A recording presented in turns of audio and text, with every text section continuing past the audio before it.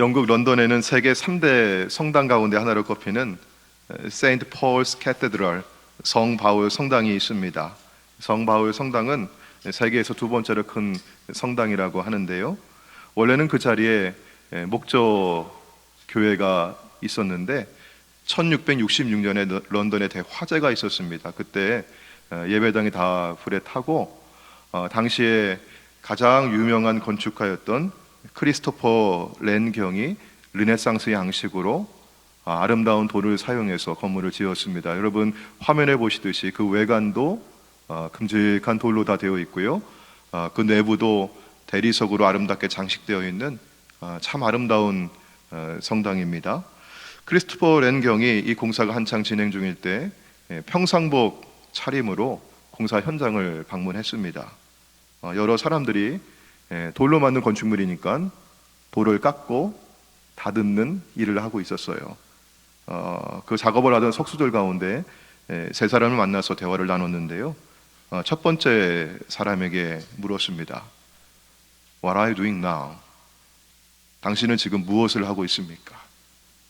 그때 이 석수는 아무런 표정이 없이 아침부터 저녁까지 6자 길이와 3자 폭의 돌기둥을 깎고 있습니다. 이 첫 번째 석수는 자기가 하는 일이 뭔지를 정확하게 알고 있었어요. 돌기둥을 깎아 만드는 일인데 그 치수까지도 정확하게 알고 있었거든요. 6자 길이, 3자 폭입니다. 일하는데 실수가 없었겠죠. 자, 두 번째 석수를 만나서 똑같은 질문을 했습니다. 당신은 지금 무엇을 하고 있습니까? 근데 이 사람은 뭔가 얼굴 표정이 불편해 보여요. 뭔가 좀 기분이 안 좋아요. 이 사람 뭐라고 얘기했냐면은 아유 말도 마쇼. 입에 풀칠하기 위해서 하루 종일 이 무거운 돌들과 씨름하고 있어이다.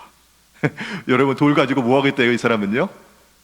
씨름하고 있대요. 돌 붙잡고 하루 종일 씨름하고 있는 거 얼마나 고단하겠습니까? 이 무거운 돌하고 씨름하고 있으니까요. 다시 세 번째 사람을 만나가지고 렌경이 똑같은 질문을 했습니다. What are you doing? 무엇을 하고 있습니까? 이 세 번째 사람은 처음 두 사람과 표정이 달라요. 얼굴에 웃음이 있어요. 대답하기를 선생님 보시기에도 저는 얼마나 부족한 사람입니까? 근데 제가 이 나라에 고명한 렌경을 도와서 이렇게 아름다운 성전을 건축하고 있답니다.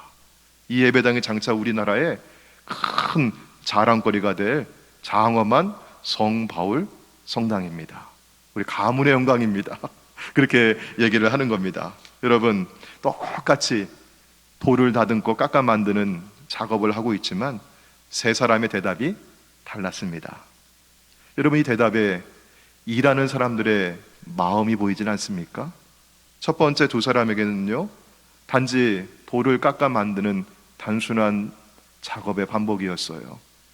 6자 길이, 석자 너비로 돌을 깎아 만드는 일이었습니다. 정확하게 일을 했겠죠.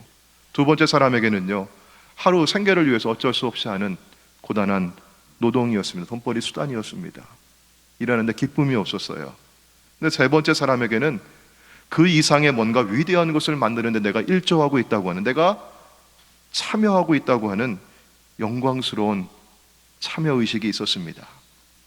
지금 내가 하고 있는 일에 대해서 이 일이 얼마나 중요하고 가치 있는 일인지를 알고 있다고 하면 그 일을 대하는 사람의 마음가짐이나 태도가 많이 달라질 겁니다.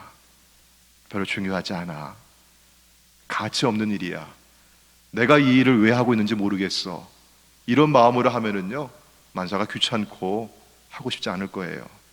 사랑하는 여러분, 우리 웨슬리 성도님들은 우리가 누구이며 지금 우리가 무슨 일을 하고 있으며 우리가 무엇을 위해서 부름받았는지를 잘 알고 계십니까? 우리는 그리스도인입니다. 하나님의 부름을 받아서 그리스도를 따르는 사람들입니다. 그리스도인들의 삶은 예수님께서 시작하신 일을 완성하기 위해서 돕는 삶입니다. 예수님께서 시작하셨는데 아직 마치지 못하신 일이 있단 말인가? 예수님은 완전하신 하나님이신데 그분이 아직 완성하지 못한 일이 있는가? 이런 궁금하시잖아요. 오늘 말씀에 우리 1절 말씀 보시면은요 같이 한번 읽어볼까요? 시작. 데오 빌로요 내가 먼저 쓴 글에는 무릇 예수께서 행하시며 가르치시기를 시작하신부터, 주님께서 시작하신 일이 있어요. 근데 주님께서 그 일을 다 마치지 아니하시고 구름 타고 하늘로 올라가셨어요. 죽으시고 부활하신 다음에 하늘로 올라가셨습니다. 그리고 주님은 다시 오실 것입니다. 주님이 다시 오시는 그날에 주님이 이 일을 완성하실 거예요. 그날까지 우리가 주님의 뒤를 이어서, 주님을 따르는 사람들이 주님의 뒤를 이어서 그 일을 이루어 나가는 것입니다. 사도행전에서는 이 모든 사도행전의 기록들이 예수님께서 시작하신 그 일을 누군가가 이어받아서 완성해 나아가는 이야기입니다. 주님이 시작하신 일을 그리스도께서 다시 오시는 그날까지 완성해 가는 사람들이 누구일까요? 바로 부름받은 우리 그리스도인들입니다. 성경에서 하나님의 사람들은 이 점을 잘 알고 있었죠. 예를 들어서 사도행전 20장에 보시면은 사도 바울이 예루살렘을 향해 나아갑니다. 바울은 예루살렘에 가면은 큰 고난을 겪게 될 것이에요. 그래서 어떤 사람들은 예루살렘으로 가는 바울을 붙잡고 만류해요. 말립니다. 가지 마세요. 거기 가시면은 매를 맞고 옥에 갇히고 큰 고난을 당할 거예요. 바울을 사랑하는 마음으로 그 길을 막습니다. 근데 바울은요, 내가 무엇인가 매여서 어쩔 수 없이 내가 그 길을 가야 한다고 말씀하고 있어요. 그가 왜 꼭 예루살렘을 향해서 가야 하는가? 성경 말씀이 이렇게 말씀해요. 사도행전 20장 22절부터 24절입니다. 보라, 이제 나는 무엇에 매여 있습니까? 성령에 매여서 예루살렘으로 가는데 거기서 무슨 일을 당하는지 알지 못하노라. 오직 성령이 각성에서 내게 증언하여 결박과 환난이 나를 기다린다 하시나 내가 달려갈 길까? 우리 노란색 이하는 같이 한번 읽어볼까요? 자, 시작. 주 예수께 받은 사명 곧 하나님의 은혜의 복음을 증언하는 일을 마치려 하면은 나의 생명조차 조금도 귀한 것으로 여기지 아니하노라. 아멘. 주 예수님께 받은 사명을 마치려 함이라고 했어요. 예수님께 받은 사명이 무엇인가? 하나님의 은혜의 복음을 증언하는 일입니다. 이것이 바울이 자신의 생명조차 조금도 아끼지 아니하고 귀한 것으로 여기지 않으면서 마치려고 했던 일이었어요. 자, 사도행전 1장 8절 말씀 가운데는 예수님께서 제자들에게 이렇게 말씀하셔요. 너희가 예루살렘과 온 유대와 사마리아와 땅끝까지 이르러 내 증인이 되리라 하셨습니다. 예수님의 증인이 되는 것, 복음의 증인이 되는 것, 이것이 바로 주님이 저와 여러분을 부르시는 사명입니다. 자, 그런데 우리가 증인으로서 이 사명을 마치기 위해서는 우리는 위로부터 부어주시는 무언가를 받아야 합니다. 왜냐하면 우리 자신의 힘이나 능력으로는 이 사명을 다 감당할 수 없기 때문입니다. 예수님은 제자들에게 예루살렘을 떠나지 말고 아버지께서 약속하신 것을 기다리라고 하셨어요. 자, 사도행전 1장 4절 말씀입니다. 같이 읽을게요. 시작. 사도와 함께 모이사 그들에게 분부하여 이르시되 예루살렘을 떠나지 말고 내게서 들은 바 아버지께서 약속하신 것을 기다려라. 하늘 아버지께서 약속하신 것을 기다리라고 하는데 예수님께서 이미 말씀해 주셨대요. 언제 말씀하셨을까? 요한복음 14장 16절 말씀 보시면은 내 아버지께 구하겠으니 그들에게 분부하여 이르시되 내가 아버지께 구하겠으니 그가 또 다른 무엇을 보내주신다고 해요? 보혜사를 너희에게 주사 영원토록 너희와 함께 있게 하리라. 여러분, 여기 보혜사를 영어 성경 보니까 여러분 another counselor 이렇게 번역을 했죠. 이게 헬라어로 파라클레토스라고 하는 말인데 이게 advocate, 변호인이라고 하는 말이에요. 우리가 무슨 말을 해야 할지 모를 때 성령님께서 우리 안에서 무슨 말을 할지 변호해 주시겠다는 얘기, 도와주시겠다는 얘기입니다. 여러분, 사단이 와서 우리에게 시험할 때가 있어요. 그런데 내가 무엇을 말해야 될지 기억나지 않을 때 성령께서는 우리 안에 말씀이 생각나게 해주시고 말씀을 기억하게 도와주십니다. 또 컴포터라고 하는 말도 쓰이죠. 위로자예요. 여러분, 누가 위로가 필요합니까? 고난이 있는 사람, 마음에 근심이 있는 사람, 상처가 있는 사람이 위로가 필요해요. 성령님은 내가 고난받을 때, 내가 환난당하고 힘겨울 때, 병들고 마음에 상처받을 때 내게 오셔서 내 손 잡아주시고 내 마음을 위로해 주시는 컴포터세요. 여러분, 고난이 없다고 말씀하지 않습니다. 질병이 없다고 말씀하지 않습니다. 마음에 상처가 없다고 말씀하지 않아요. 그런 일이 있어요. 주님이 오셔서, 성령님이 오셔서 우리 마음을 위로해 주십니다. 또 영어 성경에 보시면 어떤 성경은 헬퍼라고 했어요. 헬퍼. 헬퍼는 어떤 말입니까? 도와준다는 말씀이에요. 그분이 우리를 도우시겠다, 도와주시겠다. 왜? 우리의 힘과 능력 가지고, 우리의 경험과 지식 가지고는 온전히 이 일을 다 감당할 수가 없기 때문에. 자, 이 말씀과 같이 오늘 5절 말씀 가운데 요한의 물로 세례를 베풀었으나 너희는 몇 날이 못 되어서 무엇으로 세례를 받는다? 성령으로 세례를 받으리라. 약속하신 성령님을 우리가 왜 받아야 할까요? 이런 예를 한번 들어볼까요? 이건 순전히 상상입니다. 제가 꿈에 천재 조각가의 화가인 미켈란젤로를 만났어요.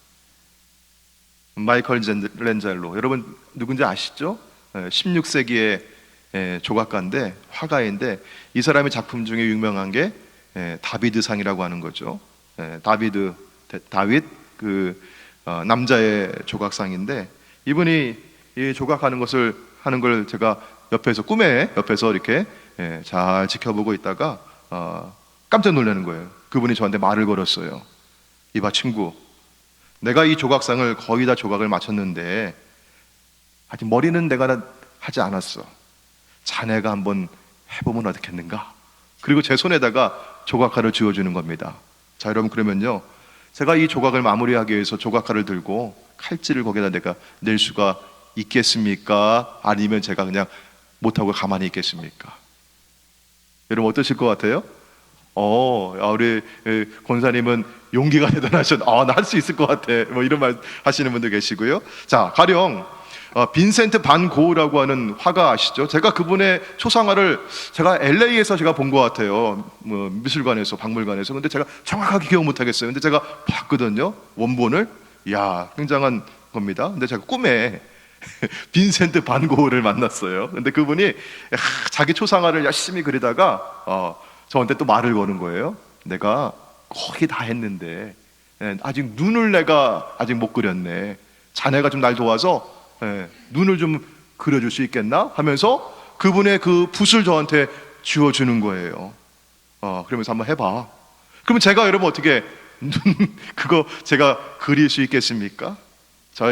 제가 어렸을 때는요, 영화관, 극장 한번 가는 게 굉장히 어쩌다 한번 호사스러운 일을 한번 하는 거거든요. 지금은 뭐 영화관 가는 게 어려운 일 아닌데요. 저는 그때 극장을 한번 가려면요, 한참 걸어 나와가지고 시내 버스를 타고 한참을 동인천까지 가가지고 극장을 갔어요.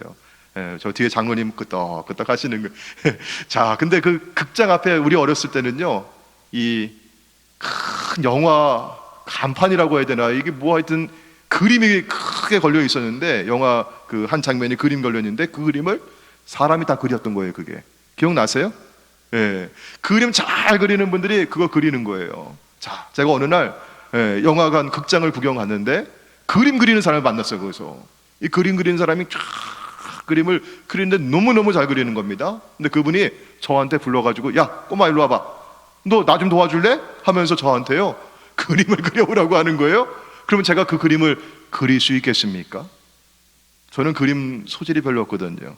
잘 그림을 못 그려요. 제가 붓을 붙잡고 제가 어쩔 줄 몰라가지고 그러고 있으니까 그분이 어떻게 해요? 아이, 걱정하지 마, 일로 와 하면서 붓을 붙잡고 있는 제 손을 그분이 잡아주시는 거예요. 그리고 어떻게 해요? 제 손을 움직여서 이렇게 손을 그리고 색을 칠하고 그림을 완성해 가는 겁니다. 여러분, 한 시내에 있는 극장의 간판 그림도 우리는 함부로 그릴 수가 없잖아요. 근데 그림 그리는 사람의 우리의 손을 잡아주면 어떻게 할 수 있어요? 그림을 그려나갈 수가 있어요. 그리고 제가 다음부터 그 극장 앞을 지나갈 때면 어떤 마음이 들겠습니까? 야, 저 그림 내가 그린 건데 저 그림? 야, 나도 한몫했는데. 이런 마음이 있잖아요. 미켈란젤로가 야, give me your hands. hold 버린 조각칼 잡아. I hold your hands.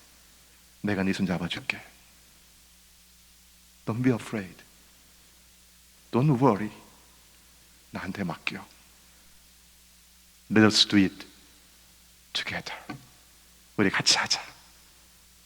빈센트 반 고흐가 붓을 잡은 우리의 손을 붙잡고 걱정하지 마. 우리 같이 하자. Let us do it together. I hold your hands. 여러분, 그러면 어떻겠어요, 여러분? 두렵지 않아요. 불안하지 않아요. 오히려 이 거장의 작품에 내가 참여하고 있다고 하는 아주 영광스러운 참여 의식이 들 겁니다. 하나님께서 일하시는 방식이 바로 이거예요. 여러분, 성경을 읽어보시다가 성령님이 직접 가셔서 뭐 사람에게 말씀해 주시고 복음 전해 주시고, 여러분 그런 거 있으면 좀 저한테 좀 알려주셔요. 제가 성경을 읽어보니까 성령님 그렇게 일하시지 않더라고요. 어떤 사람을 찾아오셔서 그 마음을 감동하시고 그 마음을 움직이시고 그 사람이 순종하여서 나아갈 때 그 사람의 입을 통해서 복음을 증거해 주시는 분이 성령님이시고 도와주시는 분이 성령님이시더라고요. 사랑하는 여러분, 성령님께서 우리의 자녀들의 손을 잡아주시기를 기도합니다. 오늘 우리 오순절인데요, 오순절은 교회가 시작한 날입니다. 그리고 오순절은 유대인들의 절기이죠. 처음 수확한 곡식을 하나님께 바치는 그런 날이었어요. 그리고 출애굽기에서는 모세가 시내산에 올라가서 하나님의 말씀을 받고 계명을 받아온 날을 기념하고 있습니다. 그리고 우리 교회에서는 오순절에 성령이 임하셔서 교회가 시작한 날입니다. 근데 저는 오늘 이날에 우리 또 자녀들이 졸업을 한 걸 우리 같이 축하하고 축복할 수 있는 게 너무나 감사합니다. 우리 자녀들이 졸업이라고 하는 처음 익은 열매를 가지고 하나님께 드리며 감사합니다. 근데 여러분, 졸업은 끝이 아니라 시작이라고 하는 말이 있잖아요. 성령이 임하신 이 날이 교회의 시작이듯이 오늘 졸업을 축하하는 자녀들의 앞길 가운데 오늘이 새로운 출발이 되기를 주의 이름으로 축원합니다. 그동안 공부하고 성실하게 학교 생활하느라고 많이 수고하고 애썼습니다. 그동안 여러분이 수고하고 노력하며 흘린 눈물과 땀의 첫 열매를 오늘 졸업이라고 하는 대학을 졸업하고 고등학교를 졸업하는 자녀들에게 하나님 주셨어요. 여러분의 인생에서 맺은 첫 열매입니다. 이제 두 번째, 세 번째 계속해서 열매를 맺어가시길 바랍니다. 우리 하나님께서 성령이 보내주셔서 여러분의 손을 잡아주실 겁니다. 하나님께서 우리 웨슬리 성도님들의 손을 잡아주실 것입니다. 성령님 오셨을 때 여러분의 마음을 오픈하시고 마음을 열어드리시고 주님 내 손 잡아주시고 내 발을 움직이실 때마다 순종하셔서 주님께 귀하게 쓰임받는 저와 여러분 될 수 있기를 주의 이름으로 축원합니다. 아멘. 자, 오늘 우리 오순절 성령 강림 주일을 맞이해서 함께 우리 성찬식을 거행하도록 하겠습니다. 우리 연합감리교회는 세례 유무나 혹은 인종이나 성이나 나이에 따라서 성례에 참여하는 것을 제한하고 있지 않습니다. 다만 예수 그리스도를 내 마음의 구주로 모시고 주님을 믿음으로 고백하는 사람들은 누구나 자유롭게 이 떡과 잔에 참여할 수 있습니다. 오늘 아직 성찬 키트를 받지 못하신 분들은 우리 안내위원 우리 장로님께 말씀하셔서 1인용 개인용 성찬 키트를 받으시길 바랍니다. 제가 여러분의 믿음을 확인하기 위해서 먼저 두 가지 질문을 드리겠습니다. 이 질문에 아멘이라고 큰 소리로 대답해 주시길 바랍니다. 여러분은 예수님의 십자가 부활을 믿습니까?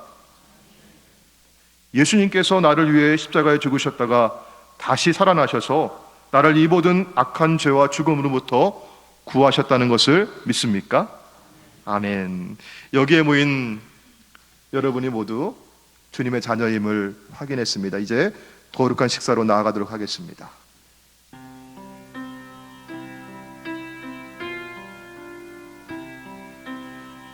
아직 커버를 벗기지 마시고요. 제가 커버를 벗겨주세요 하면은 커버를 벗기시면 좋을 것 같아요. 두 겹의 커버가 있습니다. 두 겹, 두 겹의 커버가 있어요.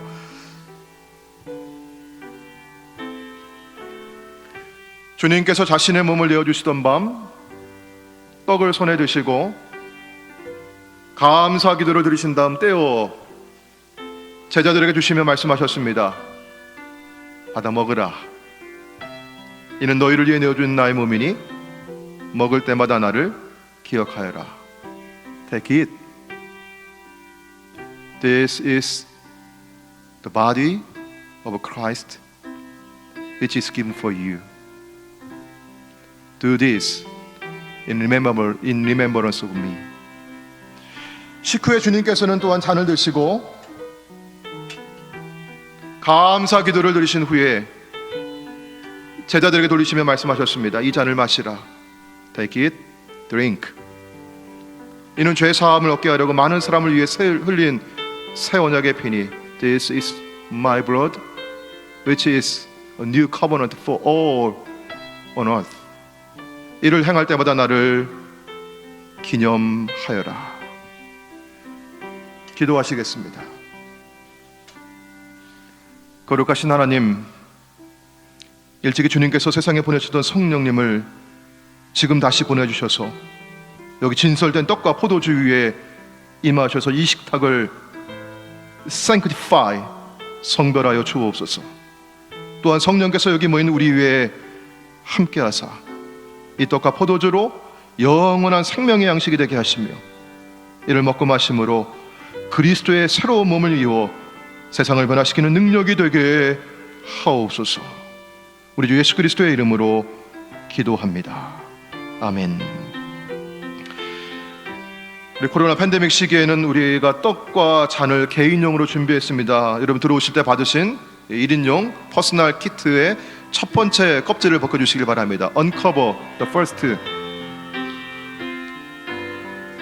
자, 그러면 여러분이 거기에서 조그만 떡을 손에 드실 수 있어요. 자, 손을 이제 떡을 드시고 오른손에 떡을 드시고요. 제가 이것은 당신을 위해 주신 그리스도의 몸입니다 하시면 여러분이 아멘 하시고 입에 넣으시면 되겠습니다. 우리는 이 떡을 나눌 때 그리스도의 한 몸에 참여합니다. 이는 당신을 위해 주신 그리스도의 몸입니다. 아멘.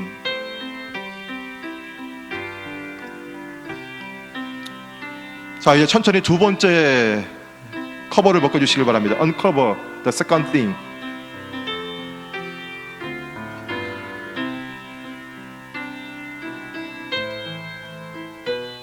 자, be careful. 조심하세요. 거기에 주스가 있습니다. 거기에 포도주가 있습니다.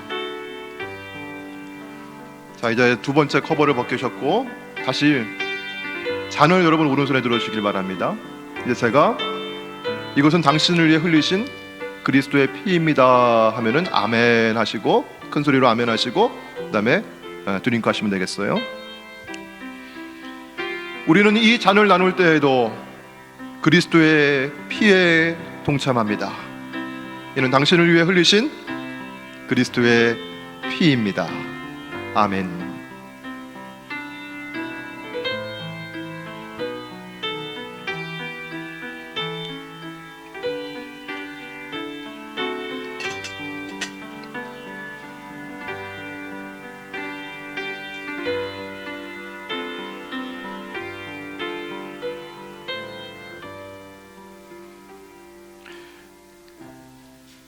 이제 다 드시고 남은 거는 나가시면서 여러분이 수고함에 넣어주시면 되겠고요. 우리 같이 감사 기도 드리겠습니다.